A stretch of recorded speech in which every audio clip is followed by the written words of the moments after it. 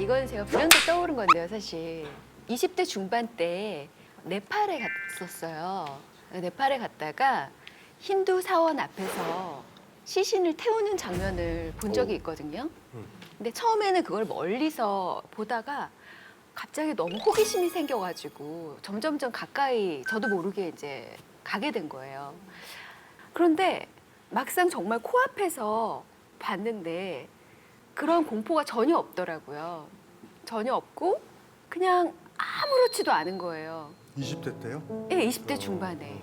사람이 죽으면 그냥 껍데기만 남는 거구나. 그거를 그냥 정말 직면한 거예요. 제가 직시한 거예요.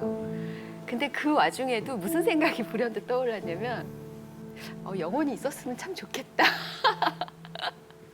그런 생각이 들었어요. 한 사람이 태어나면 한 세계가 열리고 한 사람이 죽으면 한 세계가 닫혀요. 그래서 우리가 한 사람이 그리 소중한 거예요. 그래서 제가 그런 비유를 간혹 드는데 이 세상에 마지막 남은 박쥐가 한 마리 있다고 합시다. 그 아이는 초음파로 세계를 볼 거 아니에요. 그 아이는 죽으면서 이런 착각에 빠져요. 나만 쑥 빠지고 초음파의 세계가 남아있을 거라고. 언감생심이죠. 박쥐가 사라졌는데 초음파가 어디 있어요. 여러분은 그렇게 소중한 사람이거든요. 그러니까 여러분이 눈을 감는 날 세계도 다 닫히는 거예요. 같이. 저는 그리 알아요. 근데 제가 진짜 좋았었던 건 20살에 시신에 대해서 편하게 느꼈다라는 건 이거 비범한 거거든요. 왜냐면 그걸 멀리 하거든. 여러분들 나중에 부모님이 돌아가셨을 때 아버님, 어머님 손 얼어붙은 딱딱한 손 있죠. 거기서 낯설음을 느끼지 마. 그 손의 냉기가 여러분의 냉기가 될 테니까. 그래서 마저 좀 따뜻하게 만져주면 돼요. 그것도 우리 정란님이 느꼈었던 거랑 같은 거야. 아, 자연스러운 일이구나. 꼬맹이가 있잖아. 꼬맹이 교육시킬 때 좀 잔인한 방법인데 가르쳐 드려요. 애 훌륭하게 자라게 하는 방법. 햄스터같이 일찍 죽는 거 있잖아. 그거를 애 보고 키우라 그래요. 막 가지고 논다고 이렇게 가지고 놀고 그러다가 애가 이제 뭐 1년여밖에 못 사니까 걔가 죽잖아. 예.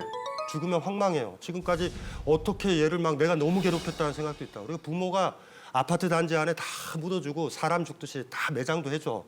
그리고 꽃도 꽂아놓고 이러고 야 우리 여기가 기일이다 뭐 이런 것도 해. 그리고 집에 들어오면서 그렇게 묻어주고 애한테 한마디만 얘기해봐요. 햄스터 또 키울래? 아이가 키운다고 그러겠어요? 일이 아픈데? 그 시간을 기다려요. 기다리다가 한 2, 3년 지나면 아이가 이럴 때가 와. 햄스터 키울게요. 그때 진짜 키운다. 그때 괴롭히지 않아요. 죽는 거 알아요, 엄마. 내가 죽는 거 알고요. 저 아이가 죽는 게 알고요. 다 알아. 사실 그거 알고 하자라고 그랬을 때 못 말려요, 아무도. 어차피 죽으니 안 키우는 게 아니야. 1년 동안 나랑 있을 거야. 알고서 키우라고 그럴 때 아이가 얼마나큼 잘하는지 아시겠죠? 햄스터한테도 그런데 하물며 옆에 있는 언니, 아비, 어미에 대해서 뭐라고 그럴까, 걔가. 그때 성숙해지거든요, 많이. 죽음에도 불구하고 키울 수 있는 거, 짐에도 불구하고 그걸 돌볼 수 있는 거. 시타르타 아시죠? 시타르타. 시타르타가 열반에 들었을 때의 가르침을 얘기를 했었던 게 열반경이라는 경전인데 옛날에 그거 읽고 제가 밑줄을 쫙 쳤던 구절이 있어요. 마지막 죽었을 때니까 초창기 깨우침을 얻었을 때 이렇게 떠들었던 가르침과 사뭇 다르다고요, 그게. 근데 제자한테 뭐라고 얘기했냐면 이런 얘기를 하는 거예요. 얘들아, 무상 있죠? 무상이라는 건 영원하지 않는 거예요. 그러니까 무상이 뭐 대표적인 게 뭐야? 태어나고 늙고 병들고 죽어가는 게 무상이잖아. 영원하지 않는 거. 그러더니 시타르타가 뭐라고 얘기하냐면 얘들아, 무상을 고개를 돌리지 말고 직면해라. 이 얘기를 했다고. 와, 그걸 읽고 제가 충격을 빠진 거지. 여러분들 가족 봤죠? 어머니 봤지? 나이 든 어머니 최근에 보러 간 사람. 어머니 얼굴에서 무상을 보신 분 있어요? 어제 같지 않고 작년 같지 않고 작년 생일과 다르고 작년 명절과 다르다.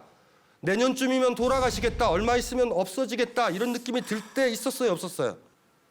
그때 무상을 봤는데 그걸 보면 바로 집에서 못 나온다고. 차 막혀서 빨리 가요. 이 얘기를 못 해요. 볼 때쯤 되면 확 고개를 돌려. 어미가 나이 드셨네 하고. 무상을 보면요. 그 사람을 사랑하게 된다고. 그래서 시타르타 그랬잖아. 불교가 자비잖아. 사랑의 종교 아니에요. 사랑을 하려면 무상을 봐야 돼요. 보셨나요? 아이를 통해서 볼 수 있지.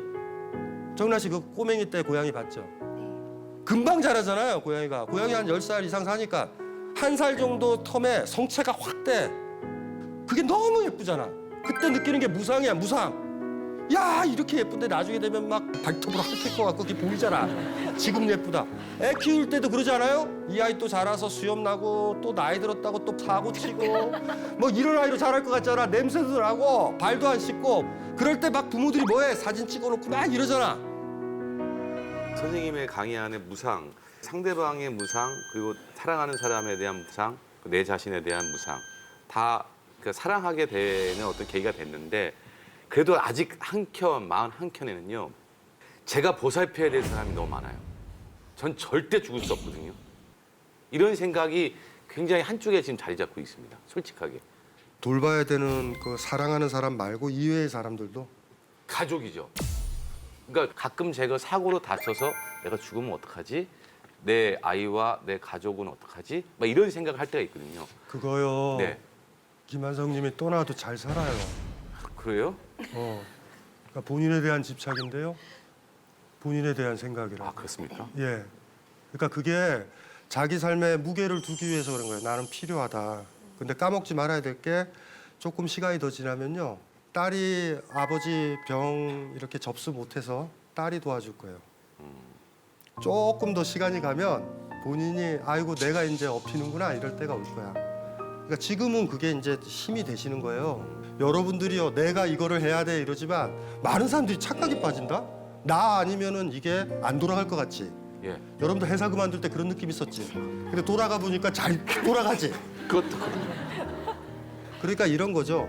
다 짐을 지지 마시고요. 지금서부터 준비를 해야 돼요. 아, 이건 애들이 나를 업어줘야 된다. 그럼 애들이 업어주려고 그러면 업히세요.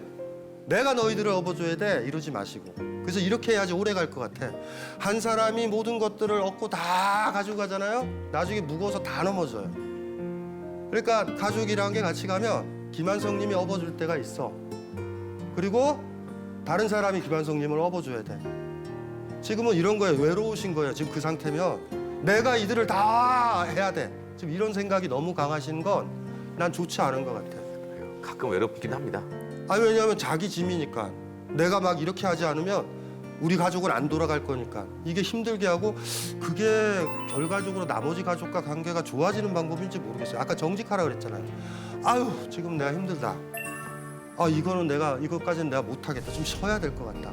이 얘기를 편안하게 할 수 있는 가족이었으면 좋겠어요. 계속 막 이렇게 가시면 나중에 못 망가지신다고. 못 망가지면 업지도 못하세요. 먹고 싶은.